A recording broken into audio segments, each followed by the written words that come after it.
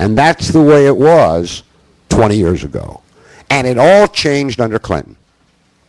Because the Clinton administration, for reasons that we can probably figure out, political ambition not being the least of them, but there were probably some conceptual reasons too, rewrote that history and said, no, the Cold War ended when the Soviet Union ended, not a year before. And we won it because we exist and the Soviet Union doesn't. So there. Well, you could say, what a silly piece of conceit, except it had fateful consequences for American policy. It meant that post-Soviet Russia should be viewed as a defeated nation, not unlike we viewed and treated Japan and Germany after World War II. And that's exactly what the Clinton administration did, except they didn't give them a Marshall Plan. What did it mean for policy?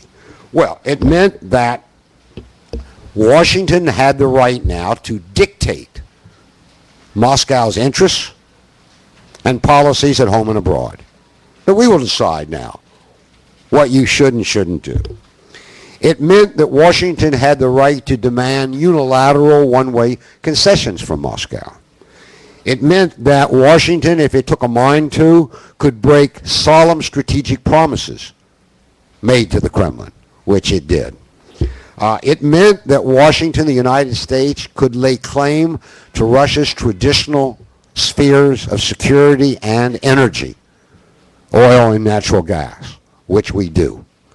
And in that spirit, it meant we had the right to move our military force in the form of NATO, the supreme Cold War military institution, right plunk to Russia's borders. And we did. And we are. It was, in short, beginning with the Clinton administration, a winner-take-all policy. We won, we took, we take. And it continued because it became the American policy during the 8 years of the second President George Bush. I often wonder what the first George Bush thought as he watched his son dismantle his own legacy of helping Reagan in the Cold War. I don't know if he thought anything, but it couldn't have been a happy situation for him. For reasons that are complicated, and I don't fully understand, though I can guess, in the 1990s, the Kremlin under Boris Yeltsin went along with this, more or less. It became a supplicant of the United States, partly because it was bankrupt, but not only. But three events made what Russians call an obratnaya reakция, a backlash, a tough reaction in the Kremlin, inevitable. And its name was Putin when it came. Those three events were these. The first was when the Clinton administration broke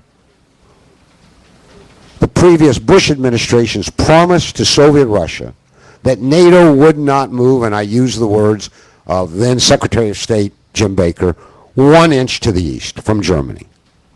It was Clinton who began to move NATO toward Russia. Bush continued it. That was a very solemn promise, rudely broken. The second was the U.S.-led NATO bombing of Serbia. Like Russia, an Orthodox country, like Russia, a Slav country, and long considered to be Russia's little brother, so to speak. The bombing of Serbia persuaded the Russian political class that contrary to all the promises in Washington, that Russia had no say whatsoever about security arrangements in the West. That the West would do what it wanted. Russia could be consulted. We have a lot of consulting committees. But it didn't have a vote, and it certainly didn't have a veto.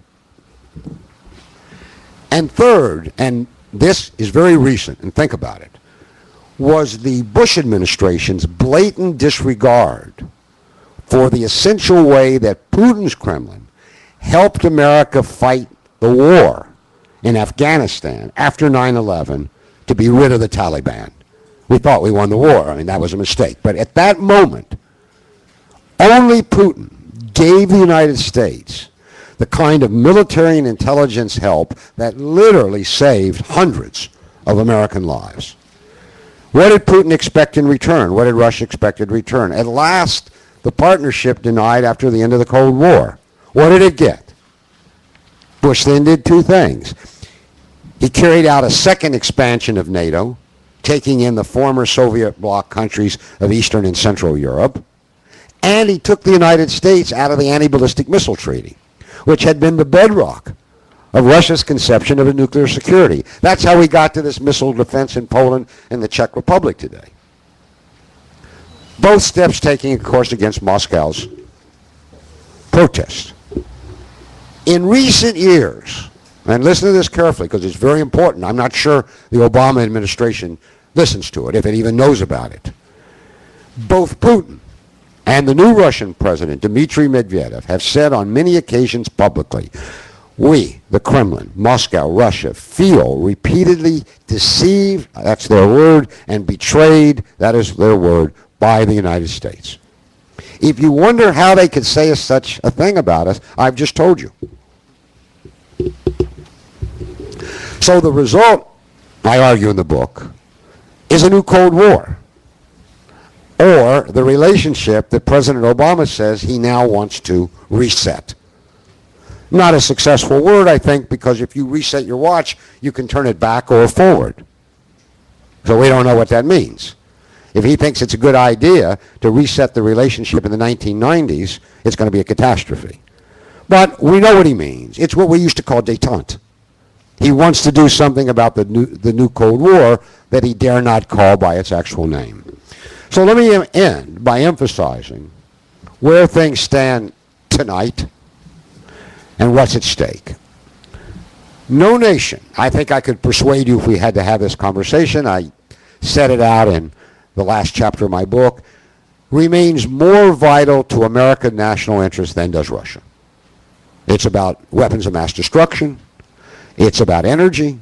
It's about the geopolitical reality that Russia, even in its diminished state, remains the largest territorial country in the world, and instability in Russia is instability everywhere in the world. It means we can't win in Afghanistan, get out of Iraq, get Middle East peace without Russia. People said, as Madeleine Albright did, Russia has too much oil and natural gas. It's not fair. I say take it up with God. They didn't steal it from anybody. God gave it to them, or early czars who drew those borders. But the point is that these are realities.